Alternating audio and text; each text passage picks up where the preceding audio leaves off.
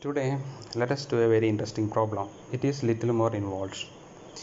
What we want to calculate is what happens when a mass body, a small mass, is dropped from a height h at the equatorial plane of our Earth. Okay, what should be its deflection? Okay, we know that there is Coriolis force. Due to Coriolis force, it will be deflected. Okay, so what will be that deflection and what should be the direction of deflection if we are doing an experiment, that is we are dropping a mass from rest at the equatorial plane. Dropping a mass from equatorial plane at rest is very important. So we are dropping it from rest so that the deflection will be in the equatorial plane. That's important. So this is a simple example problem, but it is little more involved. Let us start working on that. Okay, so I think you got the problem. So this is the figure. Okay, so this is the earth rotates about an axis to north and south pole. Okay, so this is angular frequency omega. This is the west direction, east direction, and this is the radial direction. Okay, this is the radial direction, and this is a small mass m. Okay, so this is the so we have a plane, equatorial plane.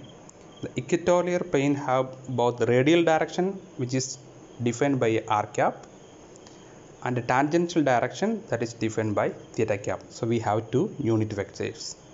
So this, while I am saying about r cap and theta cap, you should immediately remember about the polar coordinates. Okay, that we learned in the last semester. Okay, so let us calculate the apparent force.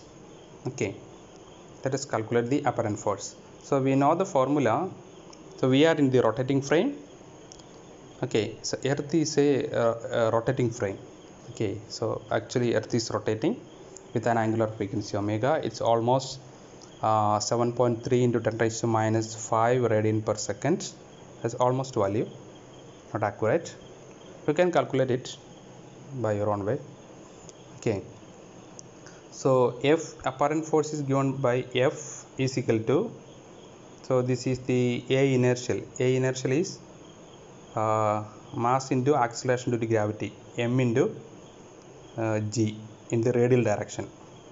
Okay, minus, so minus represents opposite direction, minus mgr minus 2m into omega cross v rotation, that is the Coriolis term, and minus m into omega cross r, that is the centripetal term, centrifugal term, right? Okay, so here the gravitational and so this gravitational and the centrifugal terms or the forces are in radial direction. That is important, right? Okay, the gravitational and centrifugal forces are radial. Okay, so in our problem the mass is released from rest. Okay, so therefore the Coriolis force is in the equatorial plane. Okay, you got the problem. So since it is released from rest, the Coriolis force will be in the equatorial plane, and then the rotational velocity is given in the polar coordinate. So v rotation is given by r dot r cap plus r theta dot theta cap. That is the velocity in the polar coordinate. Okay, now we are going to calculate each term replaced by v rotational.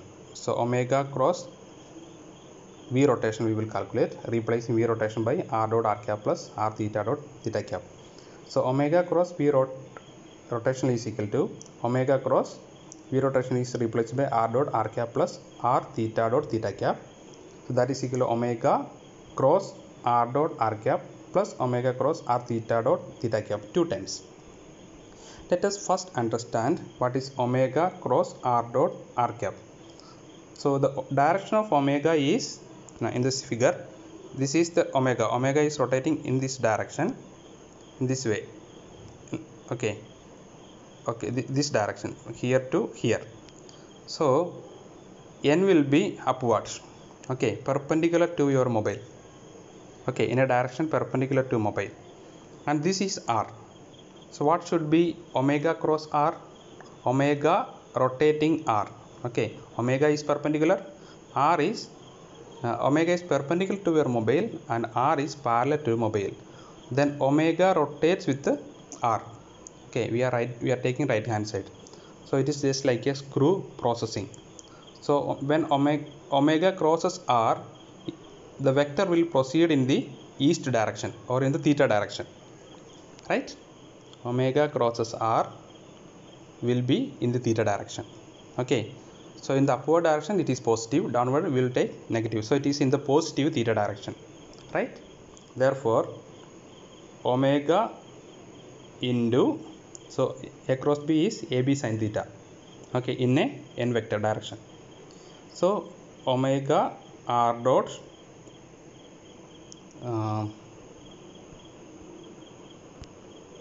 omega r dot theta cap, right? Omega r dot theta cap, theta direction. Then second time, here r theta dot we can take outside, then omega crosses theta cap. Let us see. So omega is perpendicular to your mobile and theta is in the direction vertical to your not horizontal, vertical to your mobile. So this is the direction, here to here. Okay, so what happens? This perpendicular omega crosses theta. Okay, this omega is vertical. Okay, upward direction, perpendicular to your mobile, and here, so from here to upwards, and theta is this direction. Okay, so omega rotates theta, so proceed in the negative direction. Okay, negative r direction, opposite to r vector. So this is in the negative r direction. So therefore minus omega r theta dot into r cap, minus is due to negative direction. Therefore omega rotation is equal to omega r dot theta cap minus omega r theta dot r cap, correct? Okay, now second time, omega cross r. Okay, there are two terms. First let us, so this is omega cross first let us calculate omega cross this one, omega cross r. What is omega cross r? Omega is perpendicular, r is in the radial direction, omega cross r is omega r theta direction. I just explained. So therefore omega vector into omega r. This omega, this one, this omega is the modulus value. Okay, this small r is modulus value. Theta is the theta direction. Now omega cross theta, right? Omega r into omega cross theta. Omega cross theta is minus omega r direction. Therefore minus omega square r cap. That is omega cross r. Now we are substituting everything in the previous equation. Therefore f is equal to minus mg r cap minus 2m into omega r dot theta cap minus omega r theta dot r cap plus omega m into omega square r cap. Okay, so here we have radial component and tangential component. I am writing radial component as fr. So fr is equal to minus mg plus this term 2m omega r theta dot plus the last term m omega square r. Okay, and the tangential term is f theta is minus 2m, that is this term minus 2m omega r dot. Okay, so I have given equation number and equation numbers for them 1 and 2. Okay, now last time you have learned the acceleration in polar coordinate. It is r double dot minus r theta dot square r cap plus r theta double dot plus 2 r dot theta dot theta cap. That we yesterday in the last one of the classes I explained this. Okay, now I am equating this with the, if I multiply this equation with the m, I will get the force. Then it also have the radial component and theta component. These I am going to equate with equation 1 and 2. Therefore the radial component m r double dot minus r theta dot square is equal to this radial fr. Okay, I am equating. Okay, so I will got this equation mr double dot minus mr theta dot square is equal to minus mg plus 2m omega r theta dot plus m omega square r. Okay, now what I am assuming is the mass falls almost vertical, so that there is negligible change in theta dot. Okay, let us assume m falls vertically so that theta dot is negligible. That means I can neglect theta dot. Therefore the left hand side will be mr double dot, because theta double dot is I neglected, so the left hand side is mr double dot equal to minus mg, here also a theta dot that I neglected, plus m omega square r. From that r double dot is equal to minus g plus omega square r, m cancelled. Okay, now I assume, so this is in the figure r is, I can approximately, r is just small height, for example about 50 meter or 100 meter tower. So comparing that height with the radius of earth, it is negligible.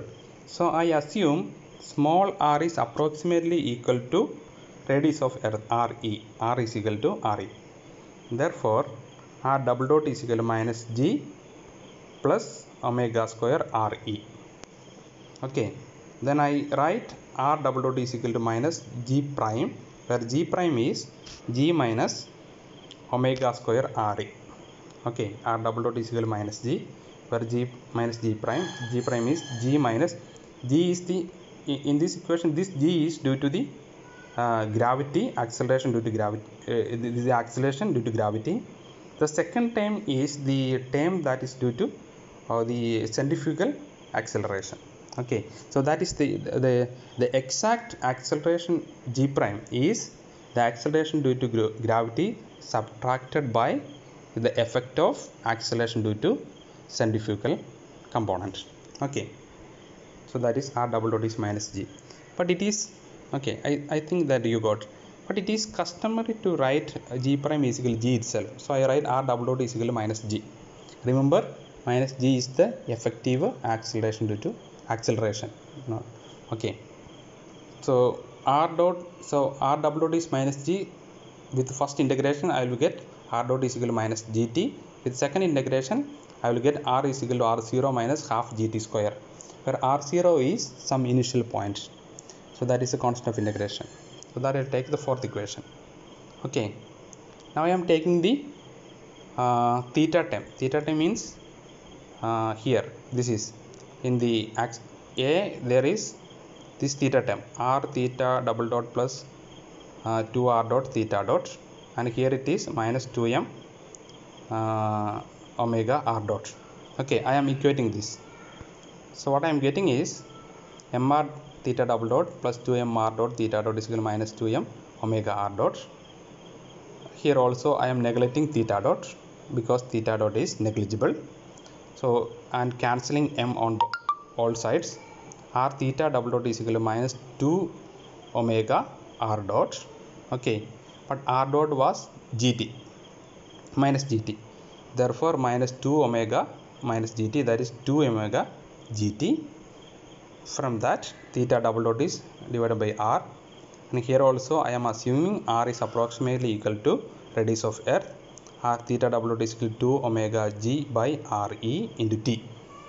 Okay, from the first integration I will get 2 omega g by r into t square by 2, 2 and 2 cancel, and theta dot is equal to omega g by re into t square. Second integration I will get theta, that is half 1 by 3 omega g by re t cube. Here I have taken the initial angle theta is theta 0. constant of integration is taken as 0, and that is the fifth equation. Okay, so I got equation for r and equation for theta. R is the radial one, theta is the tangential change. Okay, now I want to know what is the horizontal deflection. Horizontal deflection means the deflection towards east or west. Okay, so this is the figure I drawn. This is the center, this is the radius of the earth, this is theta, and this is y, the y direction. Okay, right? So from this is an arc. Here I assume earth is a perfect sphere. So y is equal to this is arc is equal to angle into radius. Therefore y is equal to re into theta, but theta is this one. On substituting, I get y is equal to half omega gt cube. Okay, that is y.